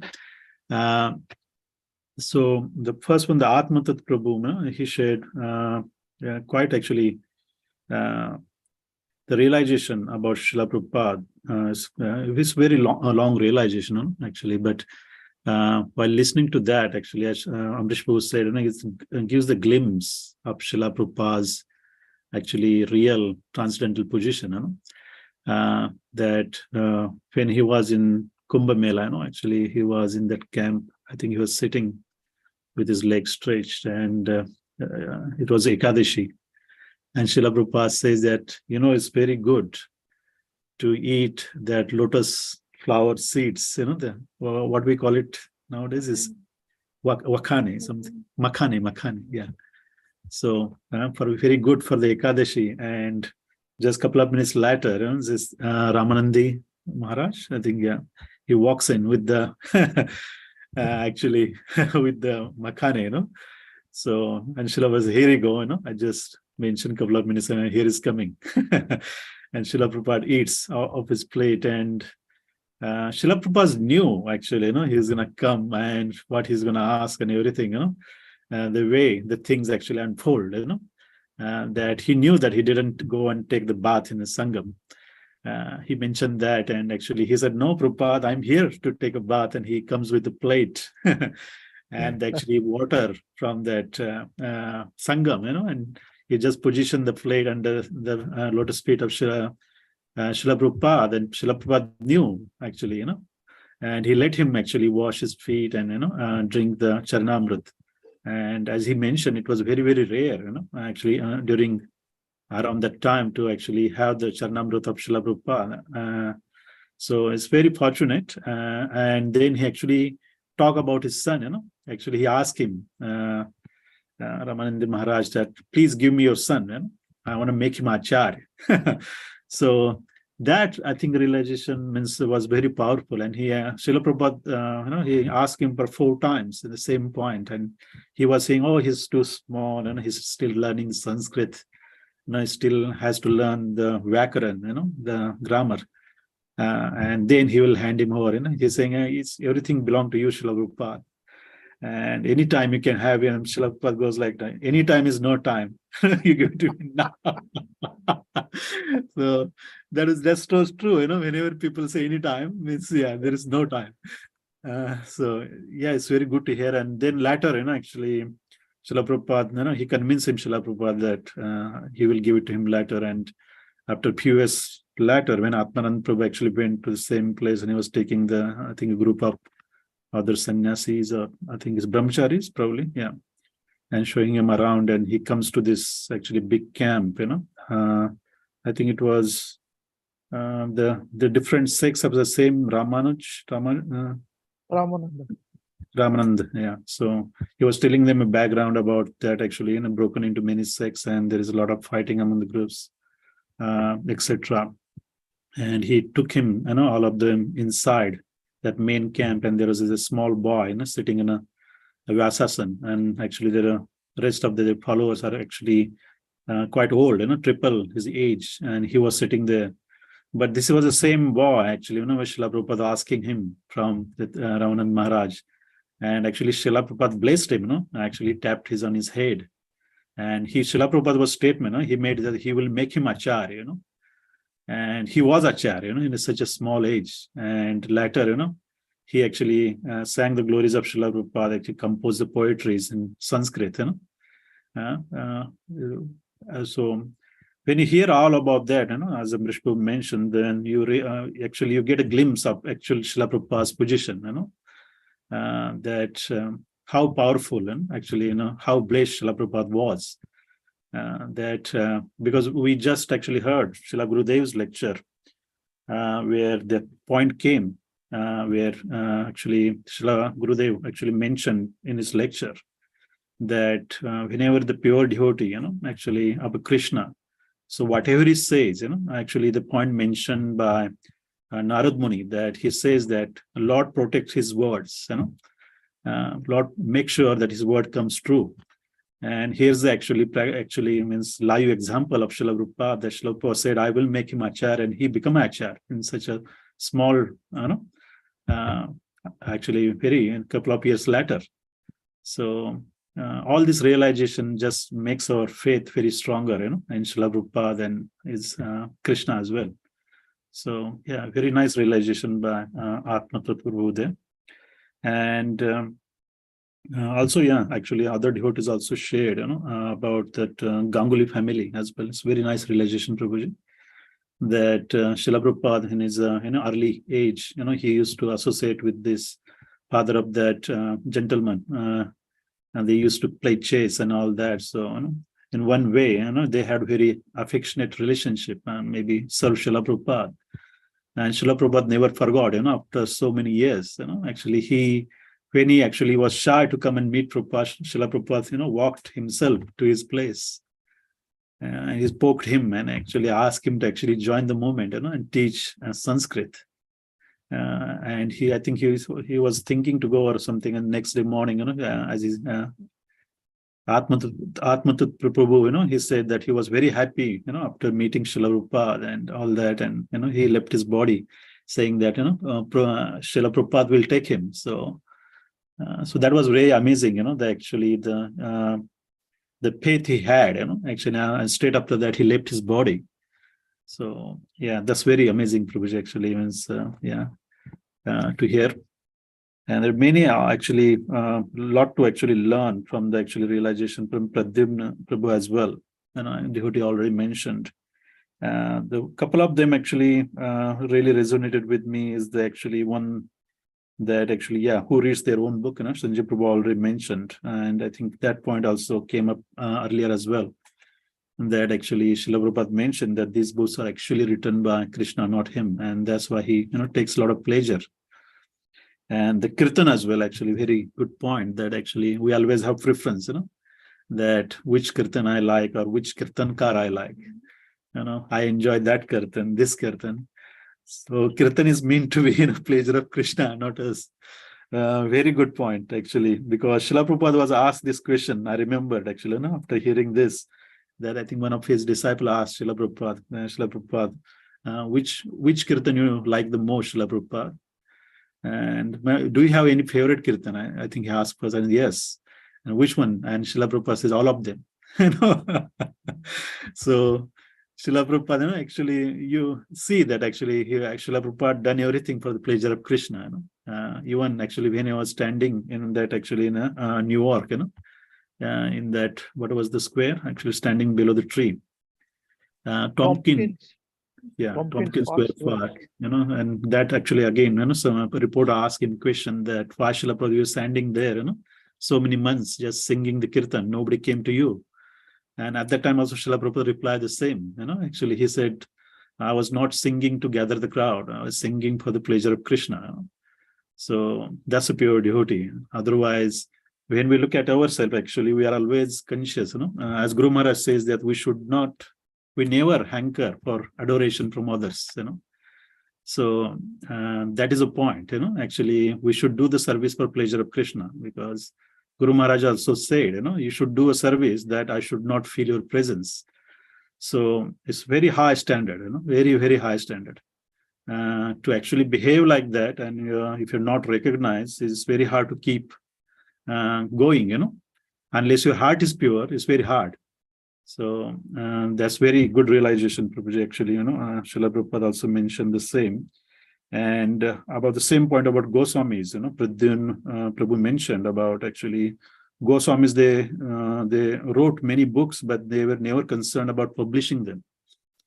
So such a great, very important point, I thought, that one, that Srila Prabhupada obviously published because that was order of his spiritual master for the preaching. But here, I think, they had no actually desire to be appreciated by others, and actually they wrote all this for the pleasure of Krishna and for pleasure of some of their closer, friends.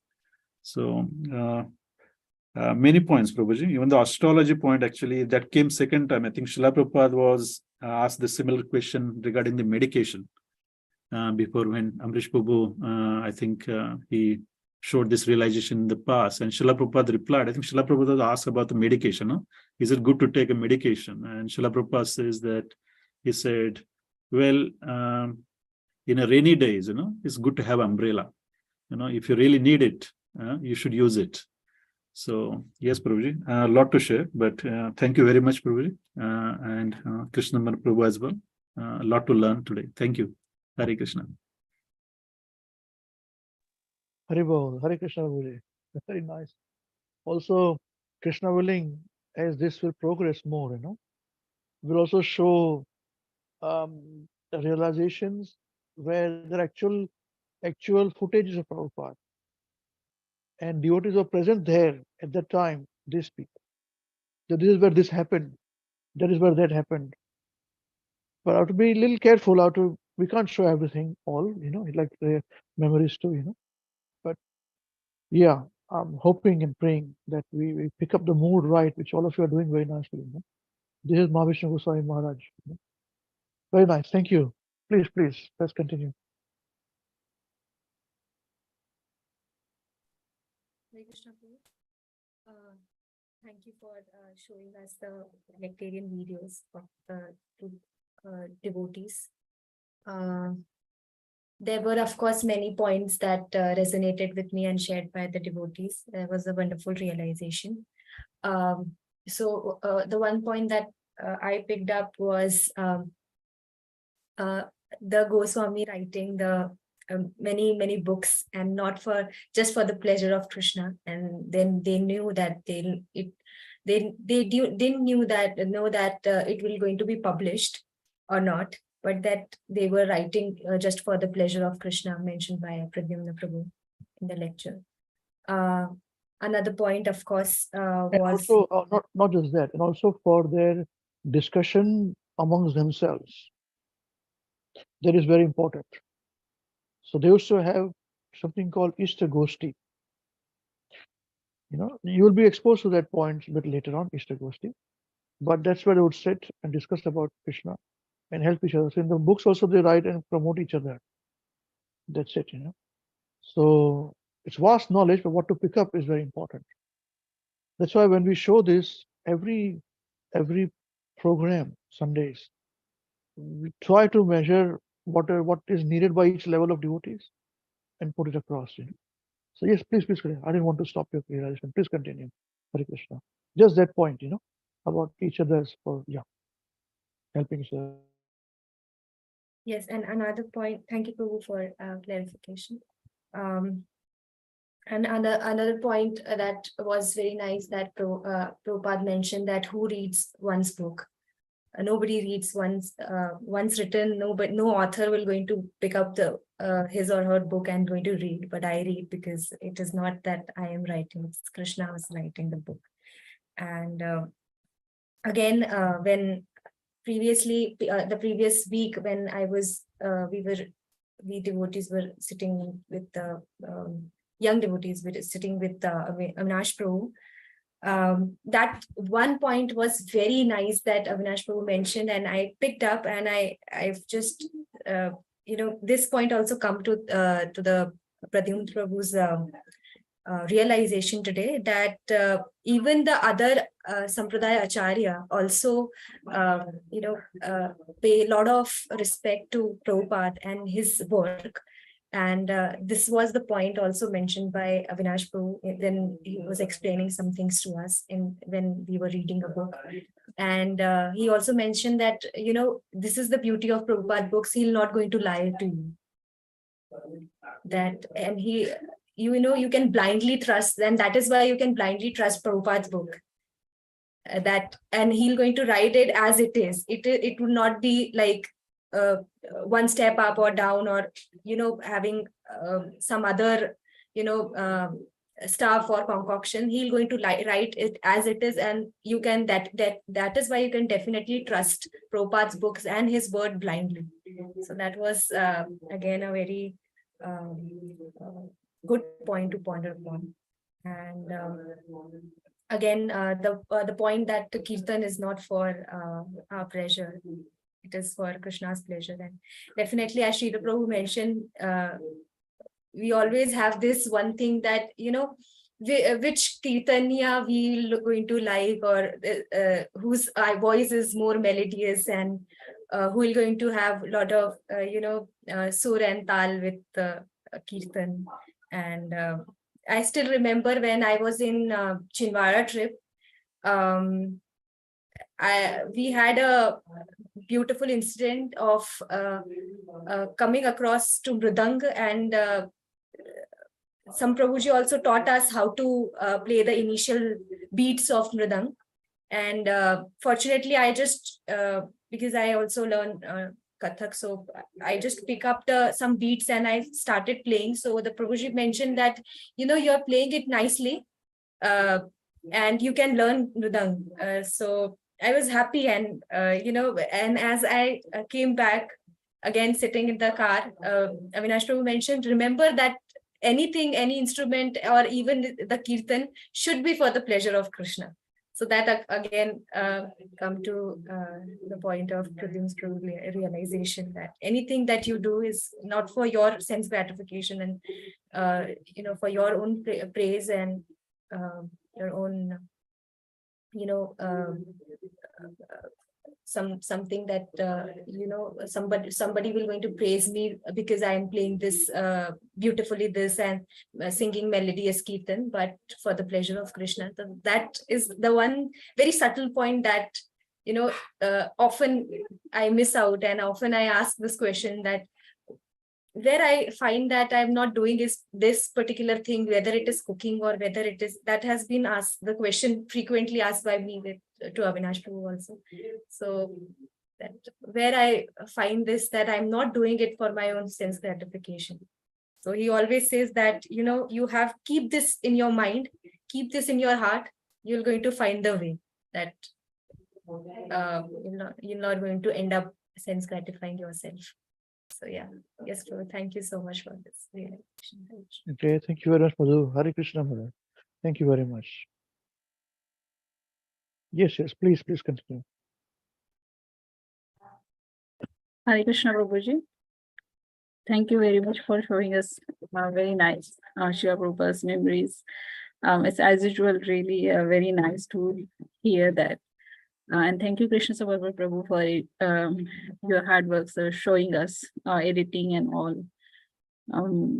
So many of the points are covered with all the devotees, but still I will share one of the point, that same thing about the kirtan, so we sing the kirtan to please Krishna, for the pleasure of Krishna and all.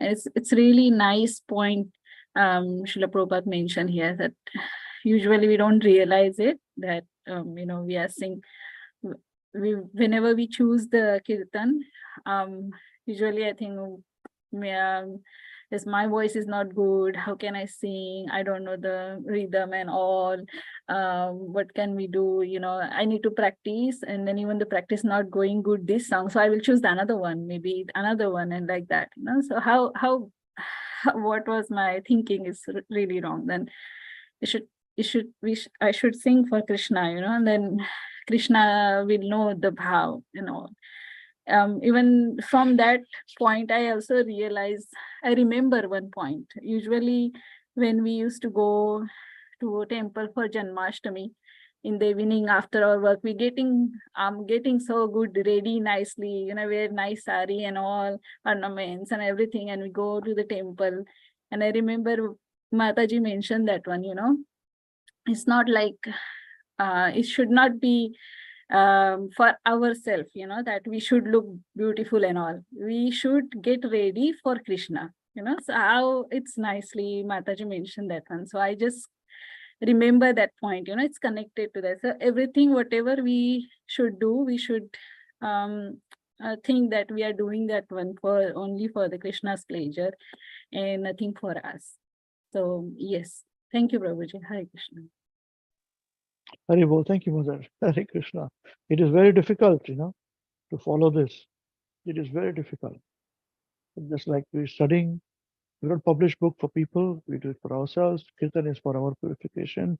We dress not to look good for Krishna. And automatically, then the ladies would cover their hair in front of Krishna. But anyway, that's okay. Whatever they do. It's up to their business. We do like this, Yes, yes. Very nice. But be careful. Slowly, we are making you into from sheep. I'm not saying you are sheep. I'm saying that we're making you into tigers and lionesses, tigresses and lionesses, or tigers and lions to walk alone, Yeah, following Srila Prabhupada's books. Jai, Jai. Hare Krishna. Anyone like to go again? Any missing? Any remaining? What I to say? Please feel free.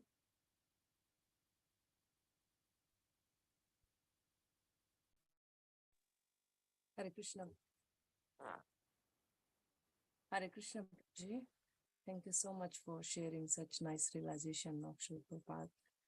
It's really always very good to feel like you're with Srila Prabhupada when we always listen to this realization. So there are a few points, although all the memories of Srila Prabhupada was so good, but how Srila Prabhupada emphasized on one thing, that whatever we are doing, we are not doing for our pleasure, we are doing it for the pleasure of Krishna. And how Srila Prabhupada used to read his own books. And then when devotees were surprised that you wrote them, and then Srila Prabhupada said, no, I didn't. It's written by Krishna. I'm just reading, just to, for the pleasure of Krishna. And even same with the Kirtan. And I really like other point that when Srila Prabhupada, what is the beautiful animal? So maybe devotees thought that because cow is a sacred animal, so they just chose the cow. But Srila Prabhupada said, no, cow is a sacred but not a beautiful animal.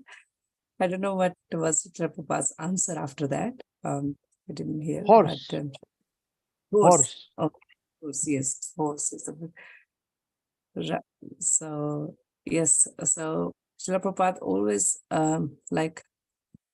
used to give answers to. I'm very I always feel that Srila Prabhupada used to always have the answer of the any question instantly came to Srila Prabhupada, because it was very straightforward and very much practical answer, and it was all based on Bhagavad Gita. So Srila Prabhupada have presented this so much in front of us. Although Srila Prabhupada used to read his own books, so we are so fortunate to have all this ready for us to in the pleasure of Krishna. So we should just take the opportunity. Just Hare Krishna, Prabhuji.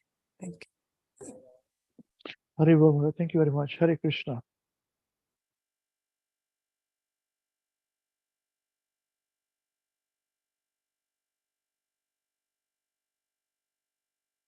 Yes, anyone remaining on this to share? We'll wait for a few seconds, 10 seconds.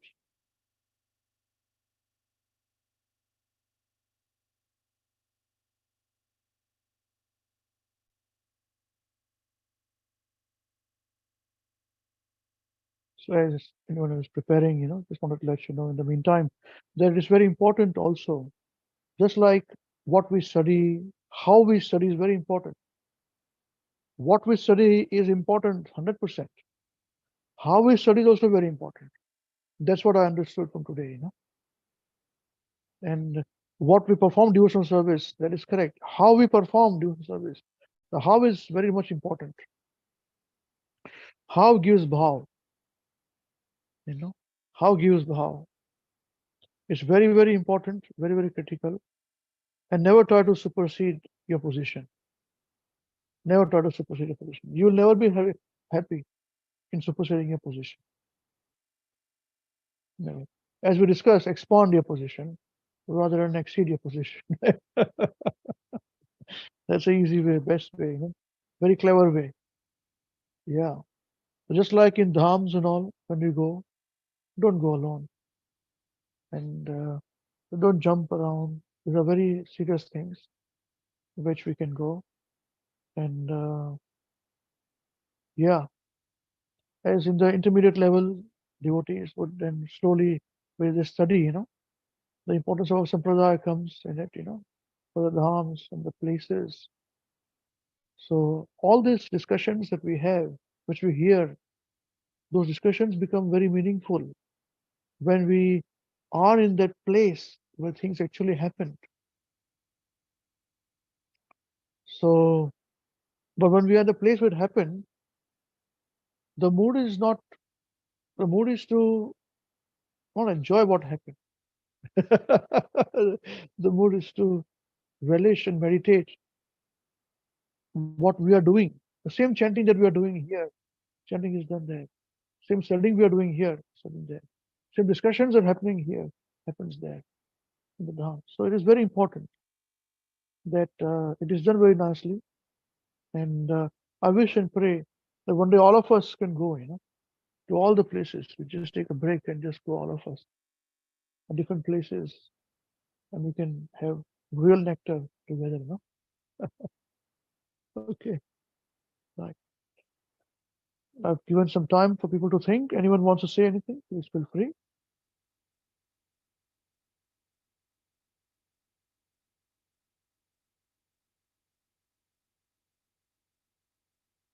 Hare Krishna, Prabhuji.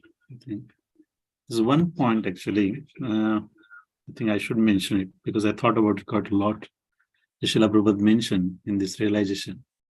Sorry, anybody else want to share? They can share, but yeah, meantime I will speak. Where Prabhupada mentioned this, the Indian culture where he said, our doors are always open, the windows are open, and open mind. And that struck me quite because I always used to think actually means this was actually means still quite prevalent in India, especially rural part. Because where I grew up, I think this was very much present everywhere. I never remember the actual doors of my home are ever closed. And it's everywhere, just not me, in the village, everywhere, like that. They're always open. And only time they close in the very night, 10 o'clock, they close it. Early morning, 4 o'clock, they open it again. And whenever during a daytime, because sometime I want to watch a TV, cricket match, so I used to close the door. Because the reflection, and my mother used to scold me and I never close the door and I always keep it open. So because anybody can come in, we should be welcoming, and it's very awkward to close a door in a rural area. But when I actually went out for study and all that, and then I saw the actually urban part, they always flats and all, everything always door was closed and all that. But it's very, I realized that actually this is a, when you actually grow up in a rural part and you feel it very awkward, and even in New Zealand, it's always closed and never keep it open. Even you lock it inside, but this actually, the Prabhupada actually put the philosophy behind it, actually why we keep it open. The mind is also should be always open. We should not actually approach anyone with a closed mind, or preoccupied, our actually impressions. And I remember this actually, Amrish Prabhu showed this realization many months ago where Srila Prabhupada, I think he was sitting and I think somebody come to see him. And he after left, I think he was asked the question because I think that particular person, I think didn't behave well with Srila Prabhupada in the past. And Srila Prabhupada said, I think we should always welcome, we should meet the people. It should be like we're meeting them for the last time, actually we should not hold grudges, whatever happened in the past, So that was really means, I still remember that point that it's very hard to implement, If somebody has done something wrong to us, it's very hard to open up our heart, and actually behave like a friends. But, Srila Prabhupada did that, that's what he said, actually. We should be meeting everyone that we are meeting for the last time. So I thought, Puruji, I just remember that. So I should mention. Thank you. Jai. Hare Krishna. So this point you raise is important. Many devotees, many people misunderstand this, that how can you do as you correctly said, somebody was, had very bad experience with somebody, how can you open your heart totally, become so close? So this is nicely clarified and explained by Mahavishnu Goswami Maharaj. Maharaj says is that we don't have to become close to the person, but at least we don't bring enemy. All glories to you, but don't ask me to follow you. These are same, all these concepts are coming from the same instructions, you know. We don't fight with you, you know. But all good is you do your things, I do my thing, but don't ask me to follow you. But I'm a forgive you, but I'm not forget for now, unless you change your point, text, So don't take me to be fool. But yeah, this is very important. That we can't live in Bhutkal with bhoots, This is what Maharaj would say, don't live with bhoots.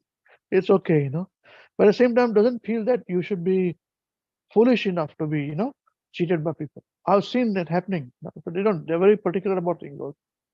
Prabhupada also and Guru Maharaj also, how they would deal. So they're very practical, very shrewd, but at the same time, heart is open. Whether the person understands or not is their problem,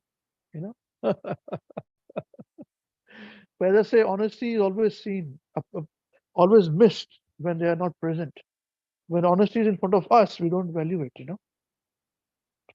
These are all those people whose value we can realize more, relish more in their absence. Yeah. So all of you are very fortunate for this, actually. Don't think you are not fortunate. You are very fortunate. The instructions live forever. Very nice. Hare Krishna. Thank you very much. Yes. Anyone else like to share? We'll just wait for 10 more seconds, please, before we finish.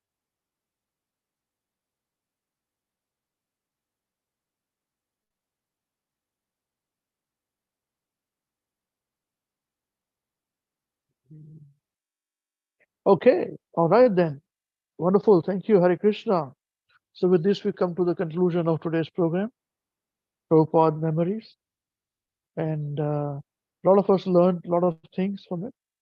And hopefully this will improve our chanting, will improve our behavior, what we are. And most important for me, if we can achieve this, is this that, as I said a second time, I'm saying this, that these programs on Sundays, our head office program, we spend a lot of time regarding how we grow overall people, in what mood we grow. So what do we show, what we don't show. Because there are unlimited memories, and for big devotees, memories are there. But I would like to appreciate and those who have done real sincere service, but somehow or other they are fallen through the cracks, but they're still very good, And we pick up, because that's where the mood of Hare Krishna weekend will go. So whoever understands this Hare Krishna weekend, any devotee can join. They can remain devotee, but those who are preaching, all of you are going to preach one day. So those who are preaching, we preach Srila Prabhupada's message as digested by Mahavishnu Goswami Maharaj. If we add our things in it, that is not as per desire of Maharaj, then I appeal to Guru Maharaj that please stop this program. This program which I'm conducting now, and for the future generations of people who are going to preach, if it continues, if they do it, then stop that program. When they realize, they come back to the senses, then please start again. This is our daily prayer. So don't think this is some ad hoc things which are happening here. These are, by the mercy of Guru Maharaj, are very calculated things. What we say, what we speak, what we don't speak, what we think. Everything should be having a meaning. That's why I say, when you are having time, so when you want to enjoy, waste your time, just put a time to say, time waste time. And then you'll realize, this is my time to waste, Rather than you don't categorize it, then you're wasting time and not wasting time. It's the same thing, you see. So slowly as we are purifying, we should be so busy with our activities, devotion activities, the whole day should go. But to the time we are not purified enough, we will go back to material things. So realize it, I'm going to material things now. I'll come back now. Okay, now I'm going to sleep now, tomorrow again. Devotional things and material things now. Slowly it'll go away also. Okay. Hare Krishna. Thank you very much. Now, whose time is it to sing today? And we discussed about Kirtan. So next week, Krishna willing, we will have the Vaishnav bhajan program. Okay. Right. Hare Krishna. It'll be a big, long program. So you got all the time to prepare. So write down your names with what kirtans you want to do in your groups. So I sometimes write in beginners programs. Everybody can read it, but you don't do that way. The beginners should write in beginners level, intermediate, and leaders in leaders, and then we'll compile things. As and when we can. Okay. All right. Sorry, I'm like this. I'm a little bit more disciplined on things. Because I like it that way. Yeah. It looks like those devotees are very eager to sing Maharaj, Maharaj, please hear us. They're getting bored by me going on and on. Whose time is it now? Whose turn is it to sing now? Today? Hare It is my turn? It's my turn, Prabhuji. Oh, what is your name, man? Prabhuji. Oh, Hare Krishna, Hare Krishna. Oh, it is Subhadra ji and it is Madhav ji. Very nice to hear you, G's, both of you G's. Okay, so very nice. Please sing very nicely with a lot of good actions. And yeah, we'll follow you then. 1, 2, 3, start. Maharaj, Maharaj, please hear us. Maharaj, Maharaj, please hear us. We have learned some real good stuff. We have learned some real good stuff. Maharaj, we have learned one thing. Maharaj, we have learned one thing. And today for you we will sing. And today for you we will sing. If our room is clean, If our room is clean, then our mind is clean. then the mind is clean. If our mind is clean, If our mind is clean, we can do anything. we can do anything. If our room is dirty, If our room is dirty, then so are we. Then so are we. And if we are dirty, and if we are dirty, we're not happy. we're not happy.